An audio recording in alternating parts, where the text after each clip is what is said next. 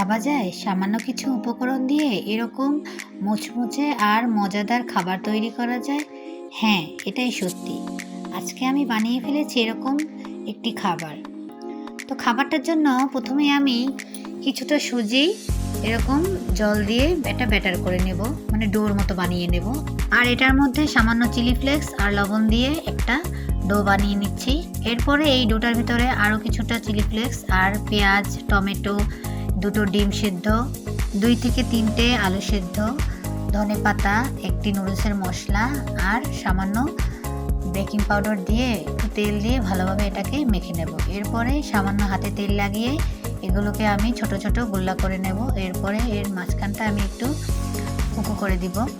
এখন এটাকে আমি ডুবো তেলে ভেজে নেব। আপনারা চাইলে এটা একটু বেসনে চুবিয়েও ভেজে নিতে পারেন, তাহলে খেতে আরও ভালো লাগবে। প্রথমে আমি এরকম করে ভেজে পরে আবার একটু আমি বেসনে ভেজে নিয়েছি। এটাও খেতে স্বাদ হয়েছে আর ওটাও খেতে আরও স্বাদ হয়েছে। এই তো বানিয়ে ফেললাম আমার মজাদার মুচমুচে বিকেলের নাস্তা। ধন্যবাদ সবাইকে।